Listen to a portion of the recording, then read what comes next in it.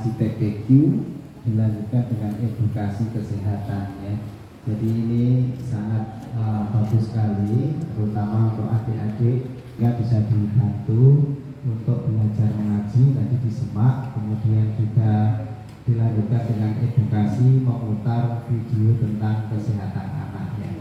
Dan insya Allah masih ada 2 kali pertemuan di hari yang sama ya, hari Jumat sore setelah asar. Jadi harapannya bapak-bapak ibu-ibu yang punya putra dan putri yang masih duduk di SD bisa ikut minggu depan sehingga bisa mendapatkan informasi tentang kesehatan. Kemudian juga ada game-game dari anak-anak. Ini sambil menunggu Pak Ustadz datang, insya Allah ini ada dari KKN, Mas Muhammad Bagus ya, ketuanya grup ini akan memberikan perkenalan sekaligus apa program yang ada kaitannya dengan Masjid Al-Jannah. Monggo Mas. Assalamualaikum warahmatullahi wabarakatuh. Assalamualaikum. Selamat malam semuanya, bapak-bapak dan ibu-ibu sekalian, selaku jemaah Masjid Al-Jannah. Sebelumnya perkenalkan, nama saya Muhammad Bagus, selaku ketua KKN yang melakukan KKN di Karangtengah ini juga. Dan kebetulan untuk di sana ada salah satu teman saya juga, anggota KKN, yaitu yang baju putih, ada Mbak Dian dan ada Mbak Nuha dan Celia atau biasa dipanggil Rara. Baik, mungkin saya akan langsung menyampaikan aja ada kegiatan untuk di masjid ini, yaitu tadi barusan dilaksanakan pada sore hari habis asar, yaitu kegiatan mengaji untuk anak TPA atau TPI, sekaligus ada tambahan seperti game-game dan ya edukasi tentang seputar tentang kesehatan.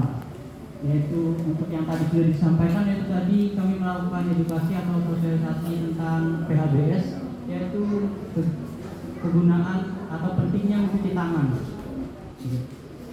Dan mungkin untuk minggu depan kami akan melakukan sama di Jumat sore juga, yaitu tentang mengaji juga TPQ. Terus akan ada kegiatan yaitu sikat gigi atau mengajarkan sikat gigi yang benar. Ada game-game juga di tanggal 30 Agustus.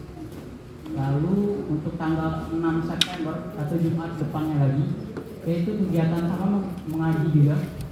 Lalu selanjutnya akan ditambahkan tentang, nanti kami akan ada sedikit bimbel atau edukasi lainnya, mungkin sesuai apa yang didiskusikan oleh teman KKN. Jadi saya selaku ketua KKN di Karangtengah berharap bagi bapak-bapak atau ibu-ibu yang memiliki anak usia TK atau SD, mari kita meramaikan masjid ini sekaligus mengisi kegiatan TPI kami. Kami juga berharap bahwa kegiatan TPI ini akan berlanjut meskipun kami sudah selesai nantinya. Mungkin itu saja yang bisa saya sampaikan. Untuk kurang lebihnya mohon maaf. Sekian, assalamualaikum warahmatullahi wabarakatuh. Assalamualaikum warahmatullahi wabarakatuh.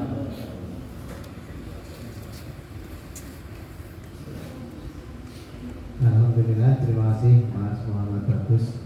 Mereka ada bersembilan, 9, insya Allah sila sampai September tanggal berapa? 11 September. Ya, mohon kira-kira bapak-bapak ibu-ibu apabila ada kegiatan dari adik-adik di KKN itu kita support, kita dukung ya, agar mereka nanti kelak suatu saat setelah lulus bisa duduk di tengah-tengah masyarakat sehingga dia paham betul tentang kehidupan di masyarakat ya, dan sesuai dengan ilmu yang mereka pelajari, kesehatan itu bisa dilaksanakan atau ditularkan kepada masyarakat sekitar ya, khususnya. Jadi untuk KKN insya Allah akan masih ada 2 program ya. tanggal 30 dan September ya, harapannya hari ini tadi mungkin sekitar 15 anak ya. Kalau yang diundang kira-kira 20 atau 25. Masih ada mungkin ada kegiatan yang bersamaan atau pramuka ya. Semoga Jumat depan bisa lebih banyak lagi sehingga ada manfaatnya bisa diambil oleh adik-adik kita dan juga ada manfaatnya bagi teman-teman KKN. Demikian untuk isian, kita lanjutkan sampai aja sambil menunggu Bapak Ustadz datang. Terima kasih.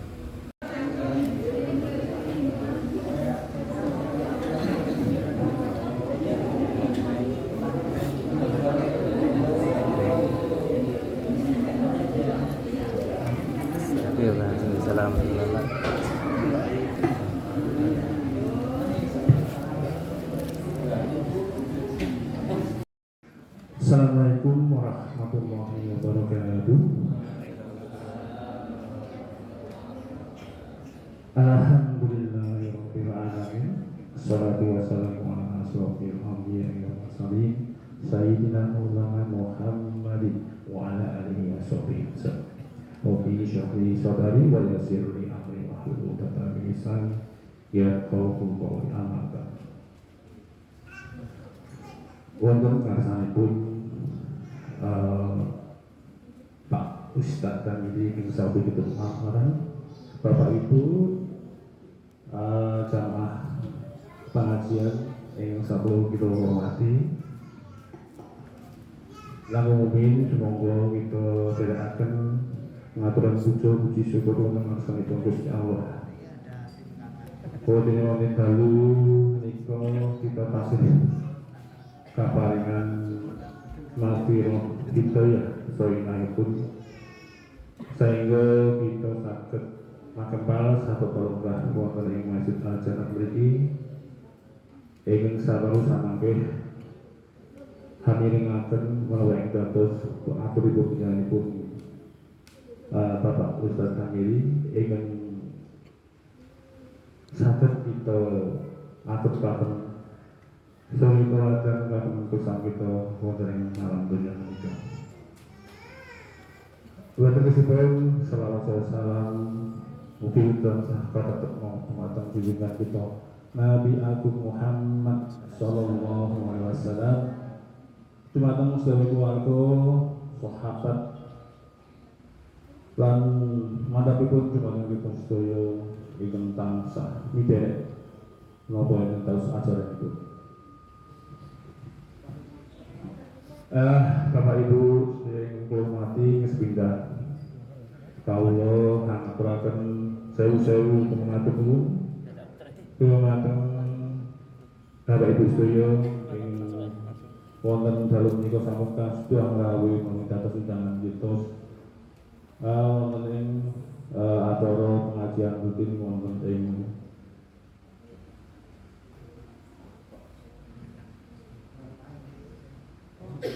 Jumat Pon ya, lain. Jumat Paing, Sabtu Pon, malam Sabtu Pon. Sembah Paing. Oh. Jelas kalian buat uang pakai kliwon. Malam minggu sekali kan. Tanggal itu pun tak pikir kalau ada masalah. Apa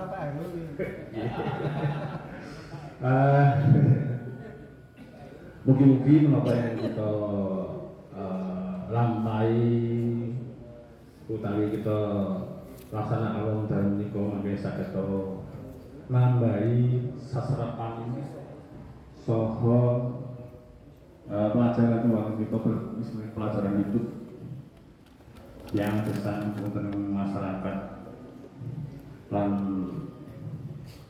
mugi bermanfaat di mata kita sebagai Allahumma amin.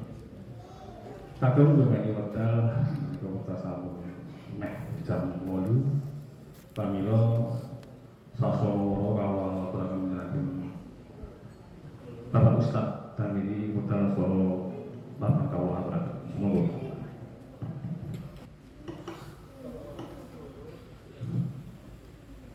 Bismillahirrahmanirrahim. Assalamualaikum warahmatullahi wabarakatuh.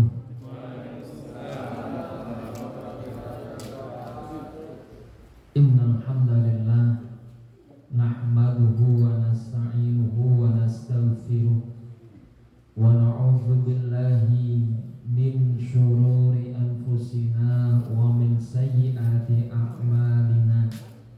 May yahdihillahu fala mudhillalah wa may yudlil fala hadiyalah.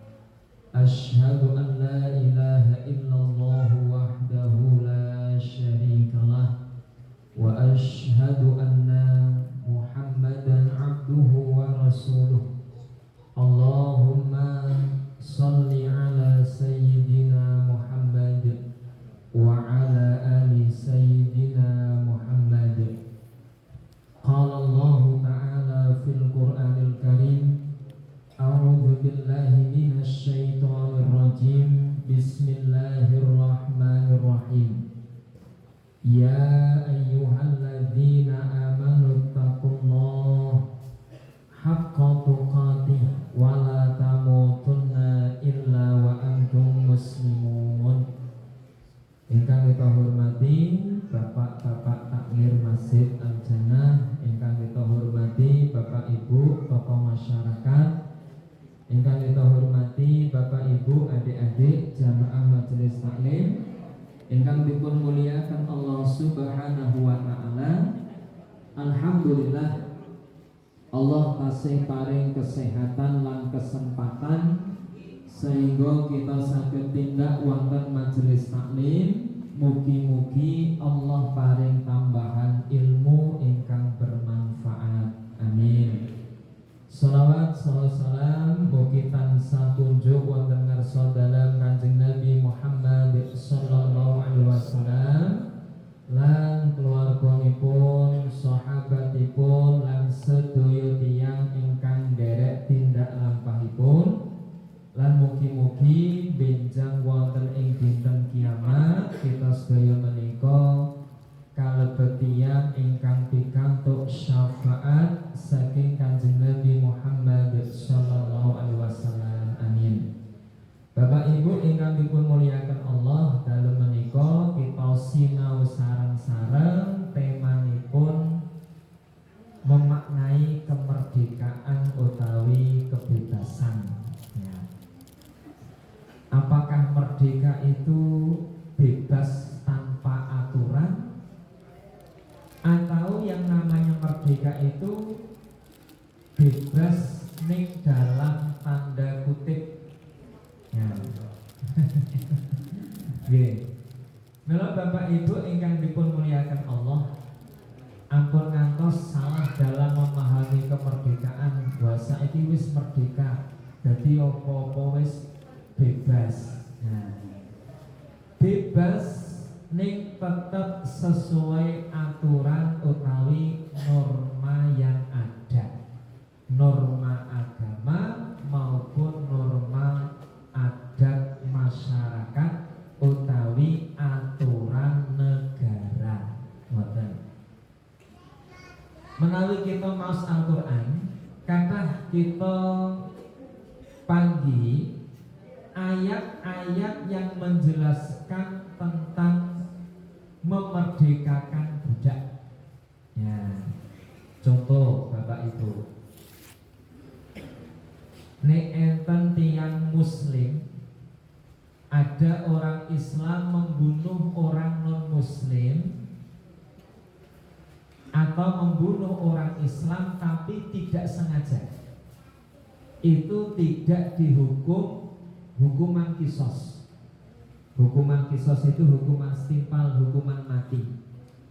Tapi kalau tidak sengaja, misalnya jane balang pelem ning watune rada gedhe, terus kena sirahe tanggane, bocor, mati. Niku pembunuhan tapi tidak disengaja. Niku ada hukumnya tersendiri. Dan surat An-Nisa ayat 92. Maka memerdekakan budak perempuan yang mukminah ditambah membayar diat ya kepada keluarganya. Diat niku denda. Kenapa kok harus memerdekakan budak perempuan, bukan budak laki-laki? Sebab Bapak Ibu, ketika seorang perempuan menjadi budak, itu dia boleh, kalau dulu ya, boleh dikumpuli oleh tuannya. Makanya kalau dulu kita sering mendengar ada TKW terus dikumpuli sama majikannya, sebab mereka menganggap TKW itu sama dengan budak. Dia sudah membeli kepada agen-agen atau jasa pengiriman TKW itu. Nah, yo ono sing menolak sampai membunuh majikan, ning ketok yo ono sing sukarela. Bareng Bali untuk bonus anaknya ganteng-ganteng ngirongin mancung-mancung. Ya lumayan lah memperbaiki keturunan. Ya Bapak Ibu. Nah, maka itu salah satu alasannya kenapa dulu itu kok harus memerdekakan budak perempuan. Sebab kalau perempuan statusnya seorang budak, dilalai kok tuannya niku kafir, maka dia akan memproduksi keturunan orang-orang kafir. Selain itu, orang yang berposisi sebagai budak, baik laki-laki maupun perempuan, ia kehilangan haknya sebagai manusia. Maksudnya bagaimana?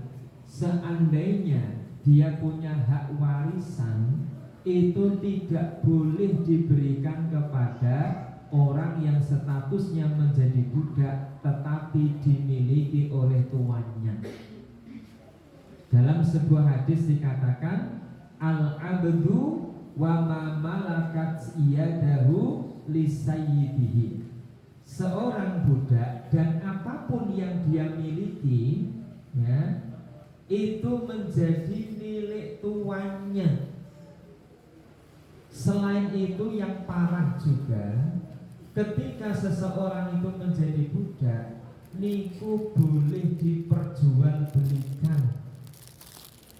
Pada titik, pada wedhus digawa ning wagian, ditawak-tawake, monggo Bapak Ibu niki wedhusin ganteng.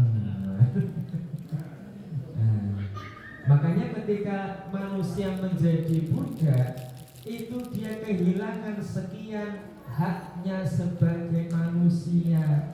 Dia dipekerjakan tidak dibayar, kadang-kadang melampaui batas kewajaran, ya, memperkerjakan orang lain, bahkan bisa diperdagangkan. Niku Bapak Ibu. Nah, makanya salah satu misi ajaran Islam itu adalah memberikan kebebasan, kemerdekaan kepada kaum perempuan dalam tanda kutip. Sebab Bapak Ibu, banyak ayat yang menjelaskan kalau ada orang melakukan kesalahan tertentu, salah satu hukumannya adalah memerdekakan budak perempuan. Selain dalam kasus pembunuhan, termasuk orang yang melanggar sumpahnya. Misalnya di antara Bapak Ibu enten sing nate nadar bersumpah, sok nek aku sugih, ya, aku arep nyumbang masjid 10 juta misalnya. Dilalai sugih tenan. Nah, ora sido. Biasanya setan itu pinter. Niak-niuk. Wah, 10 juta ini gede. Wah, Setan limbisi kebutuhan liyane cek akeh. Anak-anak cek butuh biaya akeh. Nah, kebutuhan liyane cek akeh. Akhirnya ora sido, yo minimal disunat lah.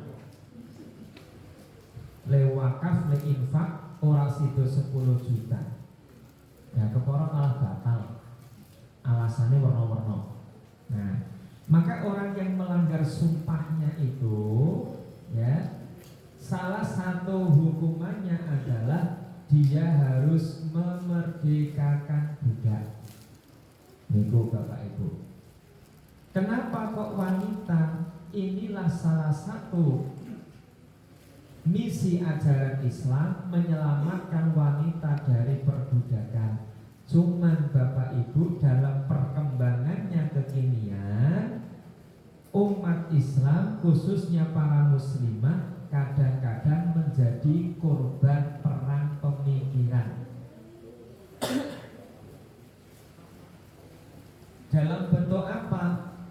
Kita memandang ajaran Islam bukan melalui para pemahaman ulama-ulama yang akidahnya lurus, tetapi memandang ajaran Islam menggunakan kata kacamatanya orang Barat. Kenapa kok bisa? Itu salah satu sebab. Dulu itu ada orang Yahudi, ya. Kalau tidak salah namanya itu Aminah Wadud Al-Muhsin, termasuk Aisyah bintu Syatik. Itu bukan Yahudi tapi dia pemikir perempuan, mufassir perempuan. Lah wanita-wanita yang intensif dalam mempelajari Islam, mempelajari Al-Quran dan hadis Nabi, ketika mereka menjumpai beberapa ayat yang dianggap bias gender, tidak adil terhadap kaum perempuan, kemudian direinterpretasi, ditafsirkan ulang. Monggo didahar diunjuk. Bismillahirrahmanirrahim. Allahumma barik lana fima razaqtana wa qina adzabannar. Monggo sing didahar diunjuk. Ya. Sehingga apa Bapak Ibu? Banyak umat Islam khususnya dalam tanda petik yang disebut dengan pejuang kesetaraan gender, mereka mengkritisi banyak ayat dan banyak hadis yang dianggap tidak adil terhadap kaum perempuan, sehingga mereka menuntut adanya kebebasan kepada perempuan, diantaranya bebas dalam berpolitik, bebas dalam memilih pekerjaan, bebas dalam memilih pendidikan. Itu ayat yang mana yang mereka gugat dalam tanda petik? Diantaranya ayat tentang dalam pernikahan. Kenapa hak menceraikan itu kok diberikan kepada suami atau laki-laki, tidak kepada istri atau perempuan? Nah, niki enten sing ngendika ngeten kan, ayatnya ngeten, at-thalaqu marratan. Batasan menceraikan itu hanya 2 kali. Kawin, cerai. Kok ketoke gelo rujuk baru kok padu meneh cerai. Hanya 2 kali. Nek pun talak tilu. Nah, ketika sudah kawin cerai, itu kan berarti sudah talak 3.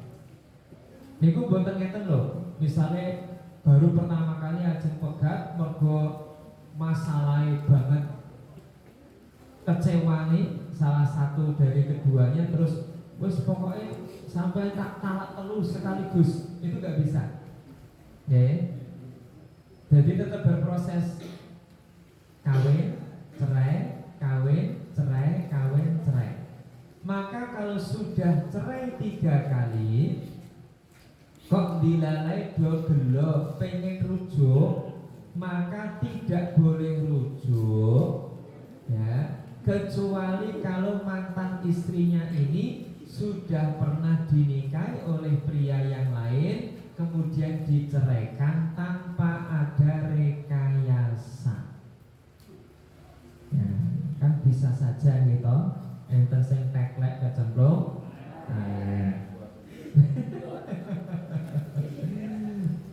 Timbang golek aluwung balen. Ning yo memang enten yo. Ono masalah pegat. Bar kuwi getun. Balik meneh. Ono masalah pegat meneh. Wah, pengen balik meneh. Nah, niku Bapak Ibu. Milih sing ngendika ngeten, seandainya hak menceraikan itu diberikan kepada istri, kepada perempuan, mungkin sedina wong lanang iso dipegat ping 100. Angger ngamuk sithik pegat, bali telat pegat, bar madang ra nyuci piring pegat, nek kei duit ping sithik pegat. Wah ya iso pegat ping 15. Itu makanya Bapak Ibu, wong lanang niku didesain oleh Allah sedikit bicara. Mula menengi wong lanang niku ngampet kali mikir. Ngampet. Nah, mulane akeh wong lanang do gelis tuwa. Nah, jarene akeh wong lanang iki mati gering ora mati gerang.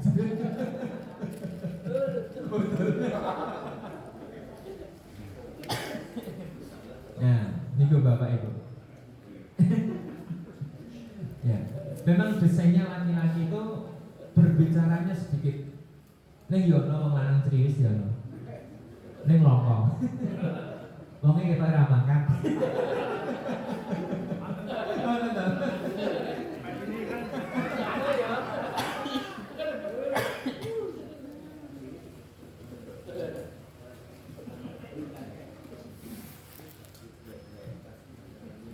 Ya, nek perempuan memang desainnya itu berbicaranya banyak, gitu. Itu sudah sunatullahnya begitu. Ngoten. Nek wong wedok niku desainnya itu bisa melakukan beberapa pekerjaan sekaligus. Nah, iso sholat subuh, nyambi godhog wedang, ngecop keres cooker. Nah, terus karo ngonekke mesin cuci. Nah, niku wong wedok. Ada wong lanang ora iso. Tenan niku. Kula ngakoni. Nek wong lanang ya terus ngadeg gawe siji wis. Nah, mulane biasanya ibu sok protes. Wong wedok ki gaweane pirang-pirang ra ketok. Cek dipaido. Nah. Sok dipaido napa maido, Bu? Nah, Bapak Ibu ingkang dimuliakan Allah. Nah, itu salah satu seperti itu. Kenapa hak menceraikan diberikan kepada suami? Itu digugat. Makanya perempuan pun juga punya hak khuluk atau bahasanya apa itu nih?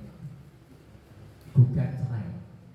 Misalnya kok duwe bojo lunga 6 wulan ora jelas jeluntrungane. Mbok digondol wewe apa digondol codot. Ya. Ora kena dihubungi.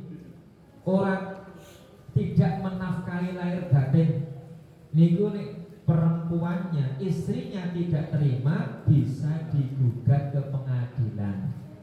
Mila nek teng sego taklik nika nggih. Nalika riyen Bapak Ibu akad nika diwaos mboten sego takliknya. Dibaca nggih. Ketika istri tidak terima, kemudian mengadu ke pengadilan, mengganti uang iwak sebesar 10.000, nah itu bisa dijatuhkan talak. Nah itu salah satunya Apa hikmahnya? Agar wanita ini tidak terdolimi berkepanjangan. Wis rabi nafkahi ning yo ora dipegat. Wah, jenenge di bantu. Wah, niku mendolimi. Ya. Kadang-kadang ana wong lanang sing ngono kuwi. Ya, banyak. Arep megat eman ora dipegat kok beban. Wae diampek ngono kuwi wae. Wah, ora dipegat ning yo ora dinafkahi. Niki yo mendolimi perempuan. Ya, tidak boleh. Itu. Dalam nek wis seneng yo dibalekke tenggene tiyang sepuhe. Ya, nek ijek seneng yo di rumah sing apik ngoten. Boleh jadi ada kata-kata bijak ngoten. Apa yang menurut panjenengan itu hal yang biasa, bisa jadi menurut orang lain itu luar biasa. Ya, biar mantan-mantan itu kecewa. Barang wis jadi garwane jenengan mbok sia-sia. Wah, niku rek ya pripun nggih. Nah, lajeng Bapak Ibu, setelah terjadi pernikahan itu ada hak waris. Mila nek dikaji secara detail tentang waris, itu ya perempuan itu seolah-olah menjadi kelas nomor 2, ya kan? Misalnya statusnya sik dadi anak, enten anak lanang, enten anak wedok, valid zakari mithlu hadzil unthayain. Bagian anak laki-laki 2 kali dari bagian anak perempuan, sepikul segendong. Ini menurut perempuan-perempuan tadi itu pejuang kesetaraan gender ini kan gak adil. Wong podo-podo anak ini kadang-kadang anak perempuan jari ini malah luwih rekoso. Bapak ibu geras sing rumah ya anak wedok, ya sing nyewoki sing umbah-umbah sing dulang yo anak wedok. Anak lanang yang tilik-tilik tok piye Bu? Wah. Kadang-kadang kan bugek kita rumah sakit baik alasan wah kalau nyambut gawe wae go sore bareng go sore ngapunten lali. Selalu beralasan. Nah. Mosok anak wedok sing luwih rekoso kok ming entuk segendong. Lajeng nek putrane wedok kabeh lebih dari 2, bagianipun 2/3 dibagi seluruh anak perempuan. Wa in kanat wahidatan falahan nisf. Jika posisinya hanya 1 anak perempuan tunggal, maka bagian warisannya hanya separuh. Yang separuh kemana? Kembali kepada saudara orang tuanya. Itu di dalam surat An-Nisa ayat 11. Makanya mbah-mbah kita dulu ngendikake anak wedok ki ra iso ngentekke waris. Nah, makanya banyak yang menggugat. Lah anake ning aku dhewe kok ya kudune tak baik kabeh. Biasanya begitu. Kalau posisinya menjadi istri, tidak punya anak, di surat An-Nisa ayat 12. Bagiannya adalah 1/4.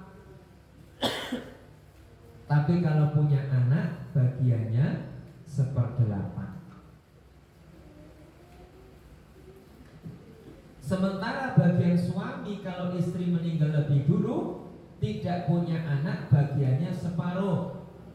Kalau punya anak, bagiannya adalah 1/4, tetap 2 kali lipatnya bagian istri atau perempuan. Maka ini dianggap tidak adil terhadap kaum perempuan. Padahal Bapak Ibu, kenapa dalam bab waris ini kok laki-laki bagiannya double atau 2 kali dari bagian perempuan? Sebab Allah punya aturan yang lain. Dalam berumah tangga yang diberikan kewajiban untuk menafkahi keluarga adalah suami. Sementara istri tidak diwajibkan untuk bekerja. Makanya kalau istri niku sibuk ning omah, masak, umbah-umbah, ngurus bocah, ya, openi papa. Ya memang kewajiban itu tugasnya teng mriku. Ngoten. Aja kula cetakke niku ora tega ya, Pak. Malah dicetakke jare. Nggih. Niku Bapak Ibu. Tapi nek wong lanang kok nimprak-nimpruk ning omah, wah. Niku dosa. Niku. Ampun dijurke, nek kleru mah.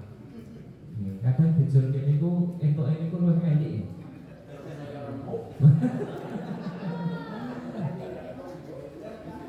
Enten niku kasus teng nggih kula niku teng daerah Blora niku enten wong wedok wayu. Bojone ya ganteng. Dilalae niku lho. Digondol wong ki ora luwih ganteng saka bojone. Nah, kok iso?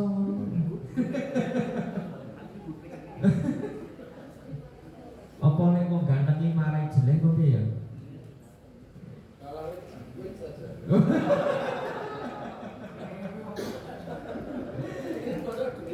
Waduh, nganti mara tuane ning ngeloke kok iya gelem digondol kok rupane kaya ngono. Ya itulah Bapak Ibu. Setan iku nek wis nggodha niku sing elik dadi ketok apik. Pripun Bu? Wingko kanton Cincana. Wah. Napa Pak istilahnya? Wingko kanton Cincana. Wiko kanton kencana. Wah. Biasanya ngoten niku. Rumput tetangga lebih hijau. Nek nyawang bojone tanggane ketok luwe ayu. Ketok luwe nrima, ketok luwe sholihah. Wah. Tapi nek nyawang bojone dhewe ketok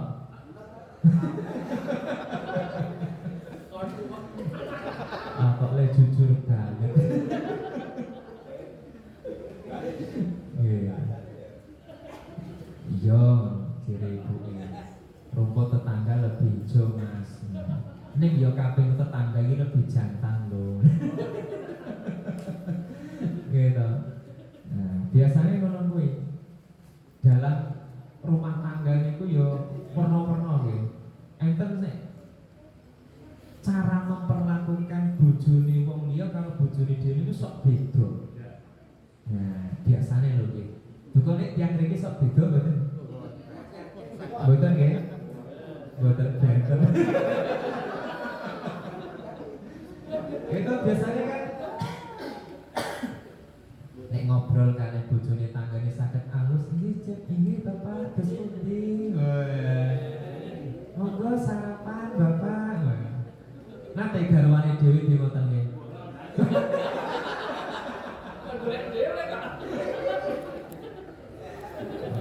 Niku Bapak.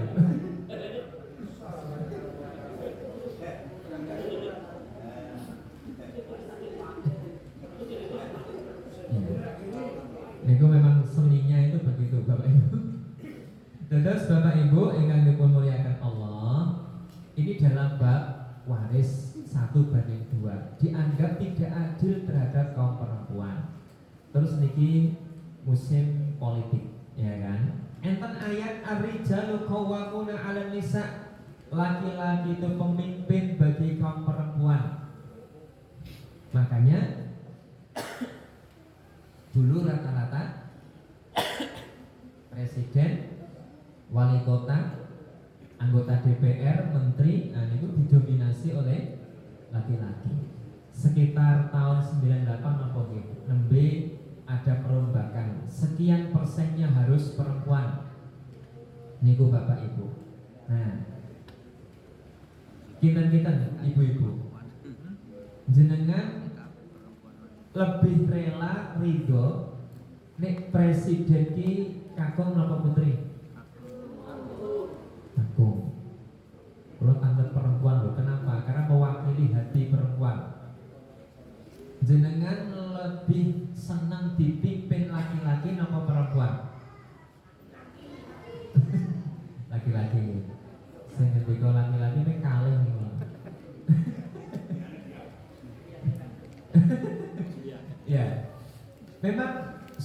survei itu membuktikan Bapak Ibu. Ya surveinya kecil-kecilan. Kalau kan mulang teng SMK. Ketika kepala sekolahnya niku kaku, niki sekolah niku cenderung kondusif. Nek biasa nih plus minusnya. Minusnya apa? Banyak ibu-ibu yang sok caper kalau kepala sekolah.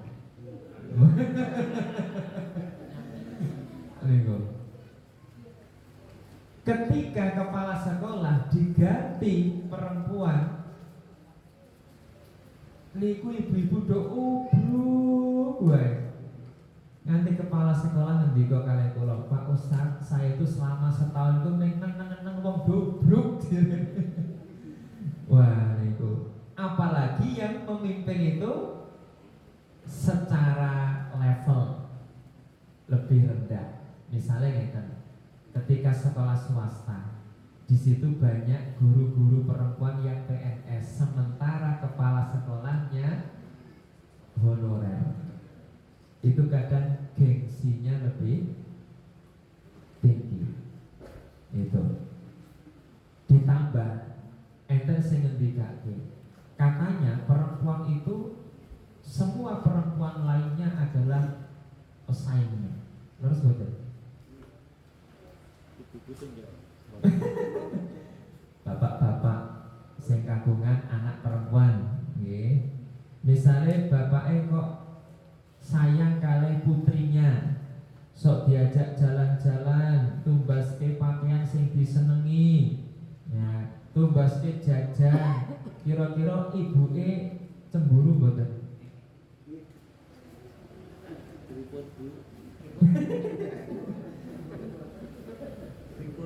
Pripun Bu? Aku ora tau dijak blas. Ning paling diatur tok. Anake sing di manja. Niku berdasarkan pengakuan kanca kula sing duwe anak wedok. Wah niku jarene ya bojone ya kadang-kadang cemburu protes. Niku Bapak Ibu. Nah, ning insyaallah nek ibu-ibu iki sedaya salihah nggih. Alhamdulillah. Boten nate ngawoni garwa kita.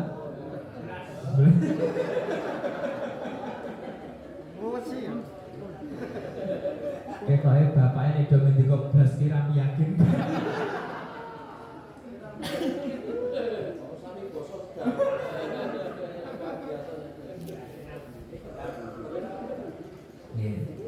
Itu contoh.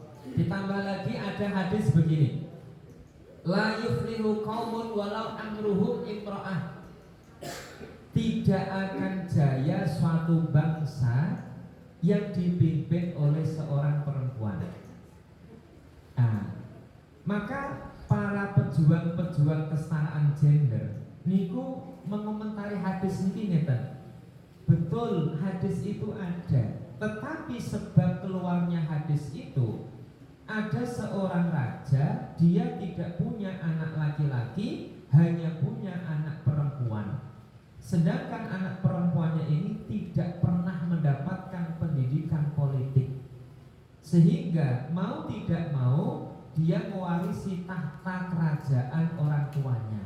Saat memimpin, hancurlah negara yang dipimpin oleh perempuan yang tidak punya background politik tadi. Terus mereka bertanya begini, lalu bagaimana perempuan-perempuan yang sudah berpendidikan tinggi, mereka punya ilmu politik, apakah tidak diberikan kesempatan untuk menjadi seorang pemimpin? Nah, kita pripun Bu, Mbak, yang kira-kira jenengan punya titel, ya kan? Kira-kira apakah harus menjadi pemimpin atau tidak harus menjadi pemimpin? Boleh. Ya, maksud kula ngeten. Itu bagian dari kajian dalam Islam. Ya, sebab kula niku riyen le sinau le kuliah jurusan tafsir hadis. Sehingga kita juga mempelajari bagaimana pendapat-pendapat para mufassir-mufassir perempuan yang dianggap bisa akan lebih objektif ketika menafsirkan ayat dan hadis yang membahas perempuan. Nek kula tanggap bapak-bapak yang mesti setuju sing dadi pemimpin wong lanang. Nah, sebab laki-laki itu lebih gengsi ketika dipimpin perempuan. Meskipun mungkin dalam rumah tangga misalnya sing kakung lulusan SMA, sing putri sarjana, ya, tetap laki-laki adalah pengennya menjadi pemimpin rumah tangga. Meskipun dia memang fitrahnya begitu. Itu Bapak Ibu. Nah, meskipun kadang-kadang ya banyak perempuan yang yo rodok berontak. Lah wong jenengan ki ora tekno pinter ya Mas. Mending nek ora tekno pinter ngoten. Kadang enten sing bahasanya terlalu vulgar. Ya, kalau dolan tengene kanca kula sing lanang, dilokke sing putri. Terang bapakmu goblok ya, Nduk. Wah niku rak sebagai laki-laki ya harkat martabatnya hancur ya, Pak. Mosok dilokke ning ngarepe tamu. Nah, ya mbok arep padu ki tamune wis wis bali ngoten gitu. Ah niku Bapak Ibu. Nah, biasanya laki-laki itu begitu. Meskipun yo ono laki-laki yang tidak berani mengambil keputusan meskipun dalam rumah tangga. Arep tuku ember wae tarik ibu. Apik sing ndi, Bu? Aku nek ra tarik ndak di seneni. Wah, ya bagus dalam satu kondisi tertentu untuk menjalin komunikasi yang baik. Nek yo tidak semuanya dirembuk bareng. Kadang-kadang nek arep tuku barang cilik rembukan bareng niku kadang-kadang malah suwi. Engko Selalu ngomong gitu. bakule wis ra kerasan lek ngenteni. Wah. Arep tuku ember sing rada gedhe wis ana Mas. Wah. Mau rada cilik mah. Kecilikan kuwi. Akhirnya ra sido. Nah niku Bapak Ibu. Itu contoh. Ada beberapa pemikir-pemikir yang memperhatikan kaum perempuan untuk mencapai kebebasan atau kemerdekaan. Meskipun dalam konteks yang lain ada yang memahami kebebasannya itu sampai kebablasan. Perempuan sekarang sudah merdeka. Tidak harus terikat dengan aturan-aturan adat atau aturan-aturan ideologi tertentu. Nah, makanya terus ada perempuan-perempuan yang dengan sukarela melepas jilbabnya karena mereka memahami kebebasan dalam berekspresi. Niku Bapak Ibu. Niki nek kangge kula, sudut pandang kula berdasarkan ilmu yang saya pahami, tetap itu justru malah membuat dia tidak merdeka. Kenapa? Mungkin di satu sisi secara zahir dia bisa mengekspresikan ya apa yang dia inginkan. Biasanya orang yang pede lepas jilbab itu karena merasa kalau dia lepas jilbab tampilannya akan lebih menarik, lebih cantik. Itu ada satu kasus seorang ibu ngelarang putrinya nganggo jilbab, alasannya Dik ora usah nganggo jilbab ya rambutmu iki apik nek diurai akan kelihatan lebih cantik. Nah, secara sudut pandang manusia zahir tampaknya memang memberikan kebebasan. Arep macak sing kaya ngopo silakan. Tapi kalau dilihat dari sudut pandang agama, ini justru akan menyebabkan nanti anaknya itu terpenjara, terkerangkeng pada penjara akhirat. Itu. Nah, kenapa? Karena perempuan itu auratnya adalah seluruh badan kecuali wajah dan telapak tangan. Ya, disebutkan dalam sebuah hadis, innal mar'ata idza balaghatil mahid lam tasluh ayyura minha illa hada wa hada. Yushiru ila wajhihi wa kaffaihi. Ngendikanipun Kanjeng Nabi, perempuan yang sudah mengalami menstruasi tidak boleh tampak dari tubuhnya kecuali wajah dan telapak tangan. Ya, wa kaffaihi. Makanya ada yang berpendapat punggung tangan ini juga ditutup karena hadisnya telapak tangan. Nih ada yang berpendapat nih telapak tangan kena berarti ya punggung tangan ya kena. Nah, makanya mbah-mbah kita dulu sangat berhati-hati dalam memakai mukena, rukuh.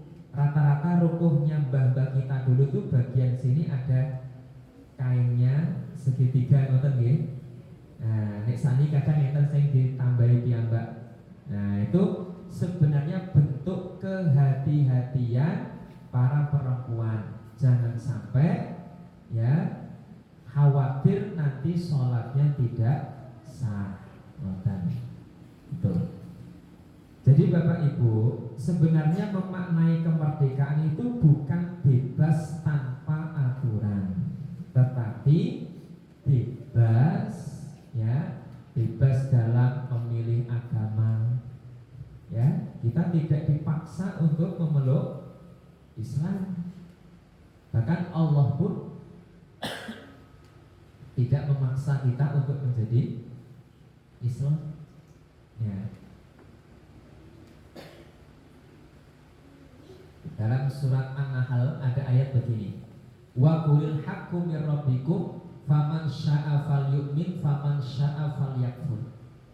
Katakan Muhammad, kebenaran itu datangnya dari Rabbmu. Yang mau beriman silakan dia beriman, yang mau kafir silakan dia kafir. Cuma kata Allah, inna a'tadna lidzalimina naran ahata bihim suradiquha. Allah menyediakan bagi orang-orang kafir itu ya siksaan yang sangat berat.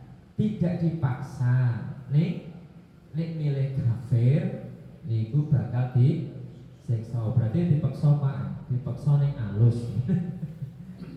Dalam ayat yang lain Allah niku mengingatkan Rasulullah, walau syaa rabbuka la ja'alan nasa ummatan wahidatan wa la yazaluna mukhtalifin. Ya. Walau syaa rabbuka la amana man fil ardi kulluhum jami'an afa anta tukrihun nasa hatta yakunu mu'minin. Seandainya Allah menghendaki seluruh manusia itu akan dijadikan beriman, lalu Muhammad, apakah kamu akan memaksa mereka itu agar menjadi orang yang beriman? Nah, maka di sini sebenarnya manusia diberikan kebebasan, tetapi setiap pilihan itu ada konsekuensinya. Terus kita juga dalam bermasyarakat, bernegara diberikan kebebasan untuk berpendapat, berekspresi, ya, tetap memperhatikan norma-norma yang ada, norma agama, norma ketimuran, norma adat istiadat. Nah, di tempat kita ya umumnya adatnya itu wanita menutup aurat. Nek dulu alat yang dipakai ono jarik, ono kebaya. Nah, sekarang zaman sudah semakin modern. Nek nganggo jarik kamilan. Ya arep numpak bit ya ora iso mlangkah. Akhirnya didesain pakaian perempuan lebih longgar, lebih ekspresif. Arep numpak motor ya kepenak, sing penting tetap menutup aurat ya. Mas. Ya. Terus kemerdekaan itu artinya bebas kita dalam menghambakan diri kepada Allah, terbebas dari menghambakan diri kepada sesama makhluk, bebas tetap dalam aturan. Matan Bapak Ibu, mbok pilih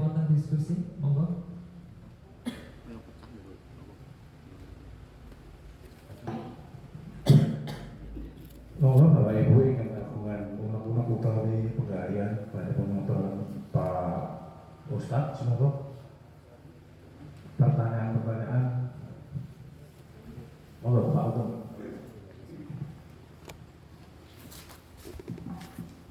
Assalamualaikum warahmatullahi wabarakatuh.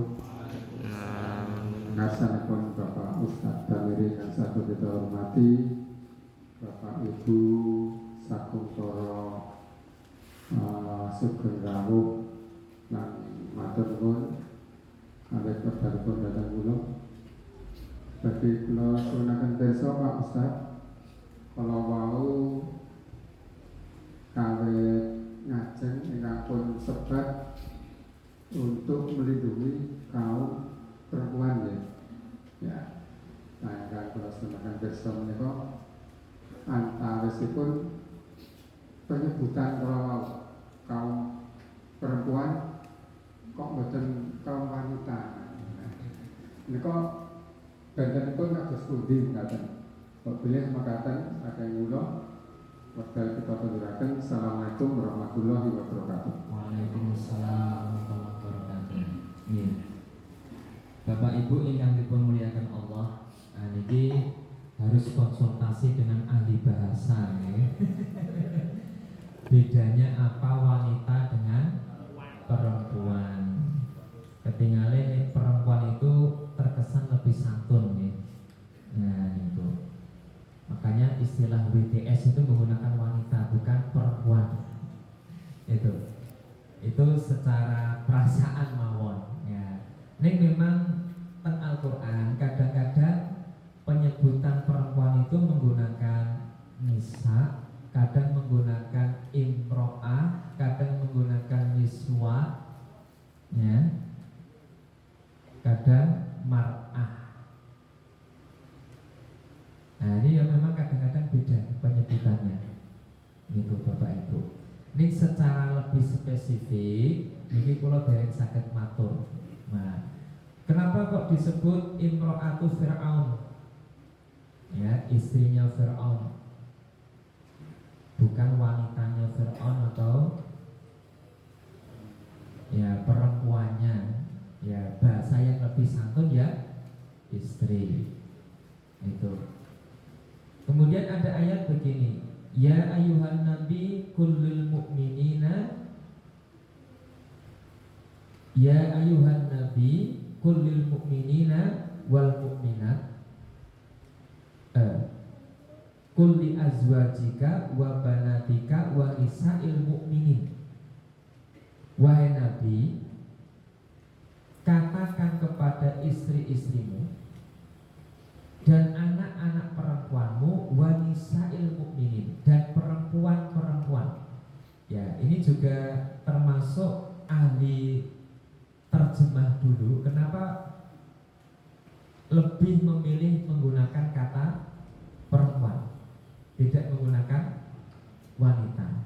Nek dijawabke dadi wanita ki wani ditata. Nah, niku nek wis dijawabke. Ya. Tapi secara spesifik memang itu butuh bantuan ahli bahasa. Tapi nggak tahu juga apakah ahli bahasa mengkaji sampai sedetil itu atau enggak. Nah itu kadang memang dalam Al-Quran itu banyak sinonim. Misal gini, contoh yang lain yang lafadznya beda tapi bahasa kita kadang tidak cukup untuk memberikan terjemahan. Kadang khair, hasan, sahih, ma'ruf niku semuanya diterjemahkan baik. Padahal sebenarnya setiap pemaknaan, setiap penggunaan lafaz tertentu itu ada penekanan di sebagian maknanya. Tapi ini untuk kasus ini ngapunten ya Pak, kalau dereng saged matur ya terjemahan yang lebih detail itu antara wanita dengan perempuan ya. Nek saiki nek cah sing wis mulai ngaji nek nyebut akhwat. Ngoten ya. Ya jajane padha. Ngoten. Allahu a'lam bishawab. Nyuwun pangapunten. sanesipun wonten? Monggo Pak. Biasanya Pak Joni. Ini kota Nggih. di wilayah Jawa Barat. Jadi beberapa tahun ini kan ada fenomena kawin kontrak gitu loh. Nggih. Nah, secara Islam itu sebetulnya apa hukumnya seperti apa? Oke, Bapak Ibu, kawin kontrak itu apa toh? Kawin yang berbatas waktu. Misalnya mahasiswa mahasiswi, yuk kita nikah selama kuliah. Wah, itu namanya kontrak. Orang mau kuliah kita bubar. Meskipun suami kuliah nanti 3 tahun 4 tahun, karena dibatasi waktunya itu namanya mut'ah, kontrak. Itu nggak boleh. Meskipun kadang-kadang sing nikah temenanan 3 bulan bubar. Nah, itu kan ora diniati arep ping 3 bulan kok. Itu. Nah, dulunya itu awalnya gini. Ketika dalam sebuah peperangan itu kan lama waktunya. Sehingga para sahabat yang ikut berperang bersama Nabi itu gelisah. Ya, kan laki-laki itu begitu gitu. Ketika syahwatnya tidak tersalurkan itu ya gelisah, mumet. Nah, makanya ibu harus tanggap. Ini bapak kok ngamuk racetho ini berarti sajane kurang. Ya, melo ditawani ngersake napa Pak. Nah, itu sehingga saat itu dibolehkan kawin atau nikah mut'ah, nikah selama di medan perang. Tujuannya apa? Agar para sahabat ini tetap fokus dengan perjuangan, tidak disibukkan pikirannya dengan masalah seksualnya. Tetapi kebolehan itu sudah dihapus, sudah dilarang. Kenapa? Karena nikah mut'ah itu madorotnya juga banyak. Ya, merugikan khususnya perempuan. Adi nikah meng 3 wulan, dileleh hamil, ditinggal. Nyidam rano sing goleke, turu dhewe, periksa kehamilan yo dhewe. Nah, itu kan merugikan. Akhirnya memang sudah dilarang. Wonten Bapak Ibu. Dalam Islam itu ada kok beberapa hal yang memang sifatnya itu periodik gitu ya. Jadi tidak selamanya yang awalnya boleh terus itu enggak. Misalnya tentang pengharaman khamr dan judi. Itu pada awalnya ayatnya mengatakan kul fihima ithmun kabir wa manafi'u linnas wa ithmuhuma akbaru min naf'ihima. Di dalam khamr dan judi itu ada sedikit manfaat bagi manusia, tapi dosa yang diakibatkan lebih besar. Itu tentang surat Al-Baqarah Bapak Ibu. Kemudian di surat Al-An'am kalau nggak salah ada ayat innamal khamru wal maisiru wal ansabu wal azlam rijsun min amalis syaitan fajtanibuhu la'allakum tuflihun. Sesungguhnya khamr, judi, mengundi nasib dan menyembelih hewan untuk selain Allah itu perbuatan syaitan yang kotor, maka jauhilah. Nah, maka orang tidak boleh berdalil dengan ayat yang membolehkan khamr tadi. Sebagaimana hari ini orang nggak boleh berdalil dengan hadis dulu Nabi membolehkan kok nikah mut'ah, kok sekarang nggak boleh. Ya saya berdalil dengan hadis yang ini, itu nggak boleh gitu. Karena periodenya sudah habis, sudah lewat. Wonten Bapak Ibu. Jadi hari ini sudah tidak boleh gitu. Ya. Wonten. Monggo sanesipun mbok bilih wonten. Monggo Ibu. Oke, Oh ibu belum punya ini pertanyaan lanjut ini Pak Anu ya.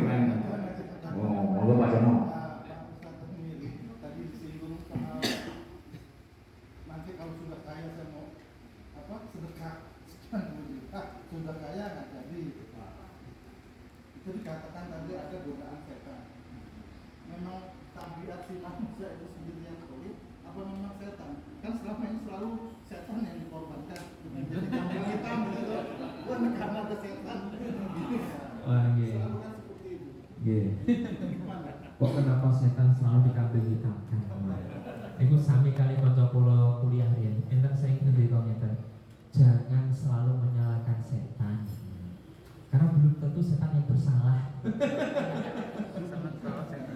Bisa jadi orangnya saja. Ya. Ya, ngeten Bapak Ibu. Perlu kita ketahui, setan itu apa toh?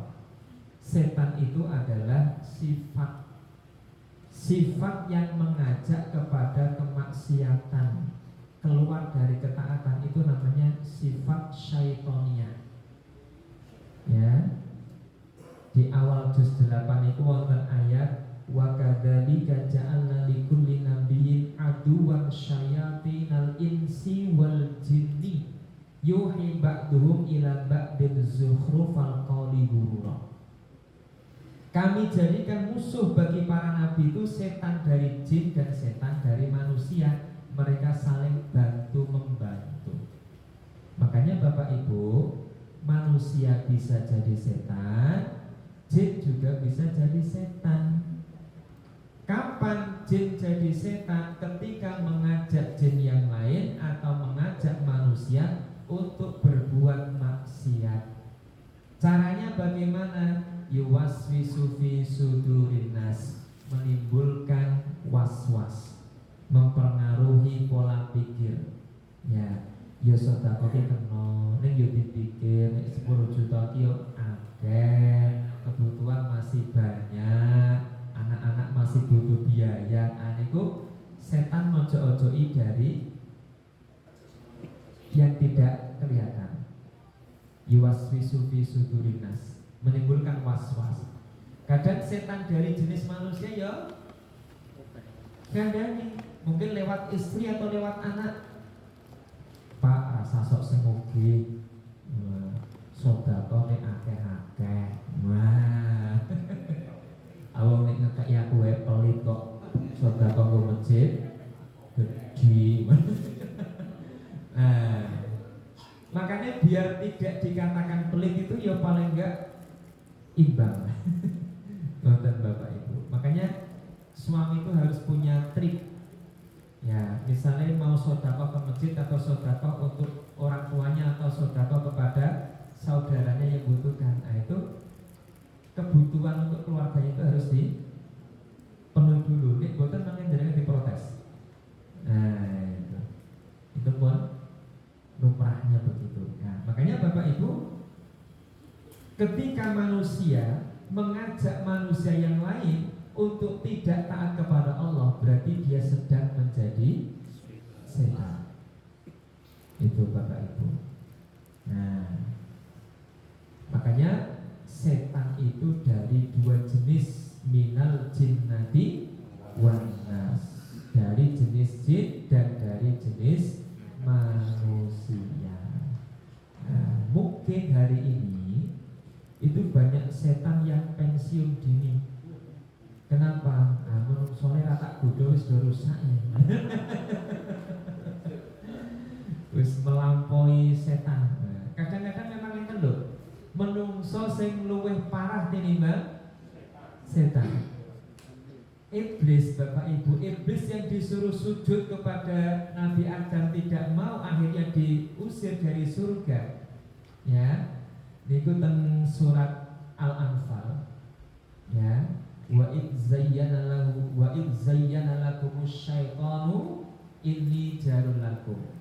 Ya, setan itu menghiasi perbuatan-perbuatan orang-orang kafir dulu seolah-olah baik. Dia menentang Nabi itu baik karena Nabi dianggap akan mengubah tradisi leluhur mereka. Ketika dua pasukan berkecamuk, falamma tara'atil fi'atani inni aramala tarawna inni akhafullah. Iblis niku ngomong ngeten, aku bisa melihat apa yang tidak kalian lihat. Aku takut kepada Allah. Itu perkataan iblis dalam surat Al-Anfal. Ini kadang-kadang manusia ada yang mengatakan Tuhan itu tidak ada. Nah, berarti kan lebih parah tinimbang iblis. Ya, orang-orang yang tidak percaya dengan agama, dengan Tuhan itu kan dia lebih parah daripada iblis. Makanya hari ini mungkin banyak setan yang sudah pensiun dini. Orang tak kudu wes lebih parah tinimbang aku. Wah, mungkin setannya ngono. Aku ijek wedi karo Gusti Allah kok menungsone malah ora wedi. Nah, niku Bapak Ibu. Jadi begitu Pak, setan itu sifat ya, bisa dari unsur jin, bisa dari unsur manusia. Jin pun ada yang soleh ya, ada yang tidak soleh. Sakit dicek di surat jin ayat 11, wa anna minna solihuna wa minna duna dzalika kunna tara'iqa qidada. Di antara kami ada jin yang soleh, ada yang tidak soleh. Kami menempuh jalan yang berbeda-beda. Ya. Allahu a'lam bishawab. Monggo ibu-ibu, wonten pertanyaan? Biasanya Pak Tarna kemana Pak Tarna ini? Wonten ibu-ibu?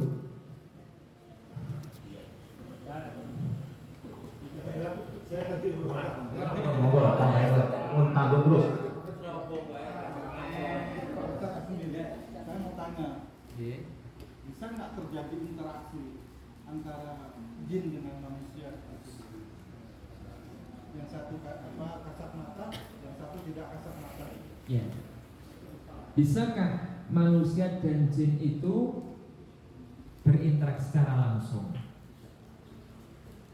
Kalau Allah menghendaki bisa.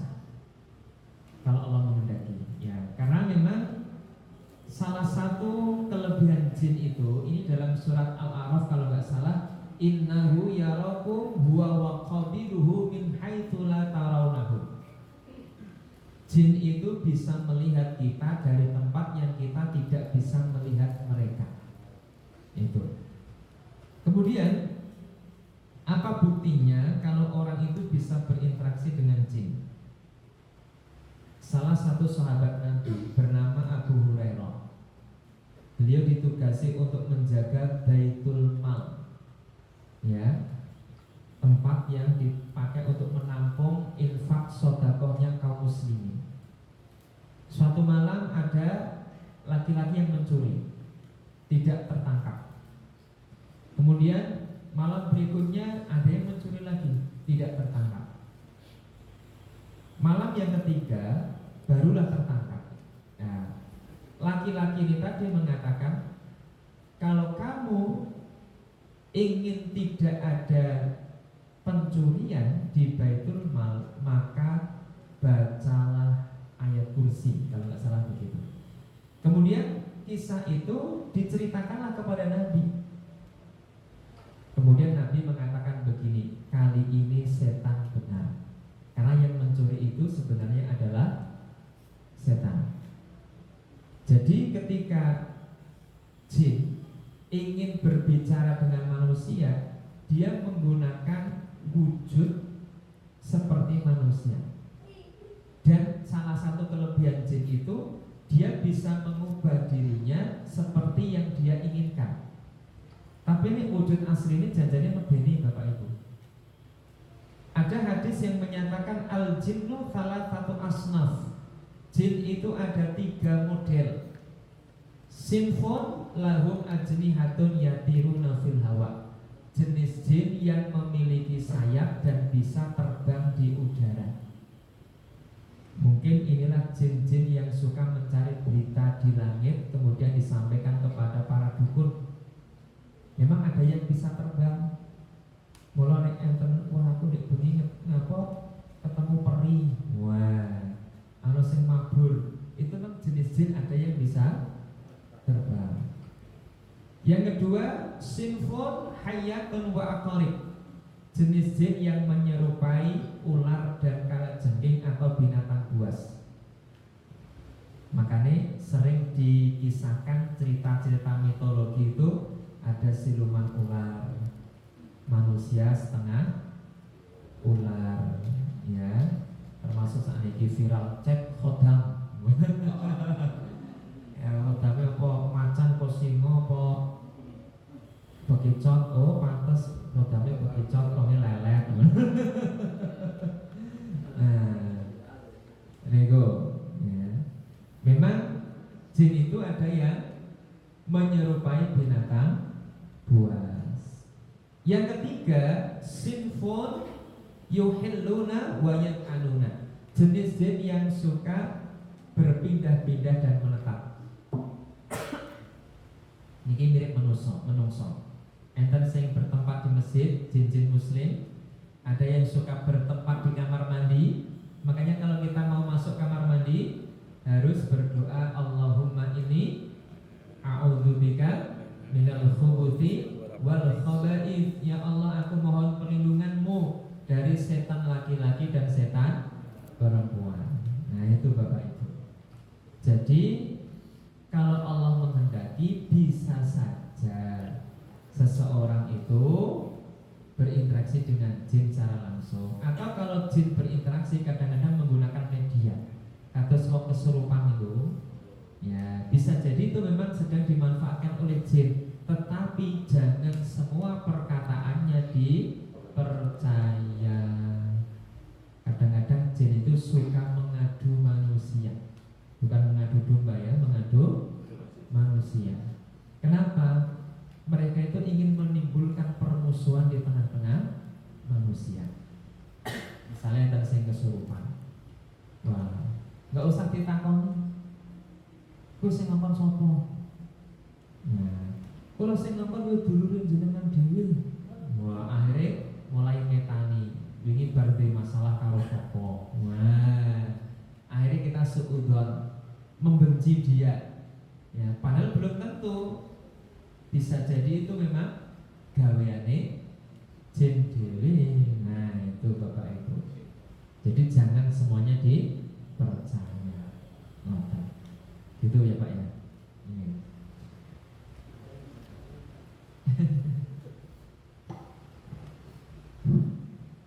Salam cekat ya.